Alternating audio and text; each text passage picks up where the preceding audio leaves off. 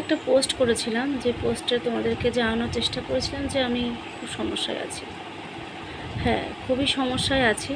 বলেছিলাম আমার ছেলের এক্সাম আটকে গেছিলো, একটা পরীক্ষা আমার ছেলে দিতে পারিনি, তো টাকাটা অ্যারেঞ্জ আমরা করতে পারিনি বন্ধুরা। হ্যালো বন্ধুরা, কেমন আছো তোমরা সবাই? তো আমি পরপর দুটো ভিডিও পোস্ট করেছি, একটা 5 দিন স্কলারশিপের উপর ভিত্তি করে কিন্তু আমার ছেলে পড়াশোনাটা চালিয়ে যাচ্ছে। তো তোমাদেরকে বলেছিলাম যে ও একটা পরীক্ষা দিতে পারেনি এবং ওর বুধ বৃহস্পতি, আজকে বৃহস্পতিবার, গতকাল একটা পরীক্ষা ছিল, আজকে একটা পরীক্ষা আছে।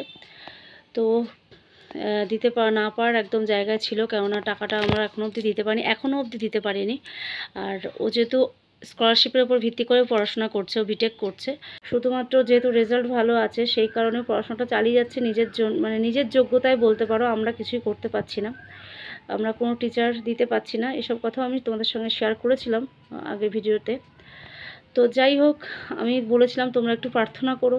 আর কলেজ কর্তৃপক্ষের কাছে আমি সত্যিই কৃতজ্ঞ, আমার ক্যান্সারের ডকুমেন্টসগুলো ওদের সাবমিট করাতে ছেলেকে পরীক্ষায় বসতে দিয়েছে। তো থ্যাংক ইউ সো মাচ সকলকে। তো এটাই বলবো বন্ধুরা, সত্যি আমার গোপালের আশীর্বাদ আছে, নাহলে আমার এখন যা পরিস্থিতি চলছে, যেটা আমি তোমাদেরকে মানে তোমরা কল্পনাই করতে পারবে না যে আমি কতটা কষ্টে যে আছি। দেখো, শারীরিক কষ্ট একটা আলাদা কষ্ট, কিন্তু পারিবারিক যে কষ্টটার মধ্যে আছি আমার 2 সন্তানকে নিয়ে, শুধুমাত্র গোপাল জানে। আর ওই আমার একমাত্র ভরসা। আমার সঙ্গে সঙ্গে তো ও কষ্ট করছে না। তো এটাই। তো ধন্যবাদ জানাই আপনাদের সকলকে, যারা আমাকে মেসেজ করেছিলেন, জানতে চেয়েছেন যে আমার ছেলে পরীক্ষা দিতে পারছে কি না। আর অনেকেই আমার ইউটিউবেও আবার কমেন্টস করেছিলেন যে কেন তুমি কাঁদছো, তোমার কি হয়েছে। তো দাদাকে আমি বলে রাখি, দাদা আমার ব্লাড ক্যান্সার হয়েছে, আমি চিকিৎসায় রয়েছি।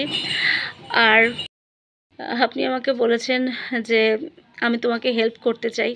তো আমি কি বলবো, এখানে আমি কোনো ভাষা খুঁজে পাচ্ছি না। তো এইটুকুই রিকোয়েস্ট করব যে প্লিজ যারা ভিডিওগুলো দেখছেন একটু শেয়ার করবেন, একটু পাশে থাকবেন।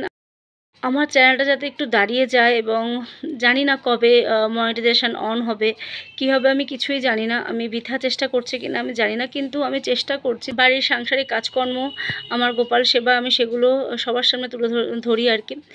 তো যদি ভিডিও ভালো লাগে একটু শেয়ার করে দেবেন, এটাই আমি অনেক কৃতজ্ঞ থাকবো সকলের কাছে।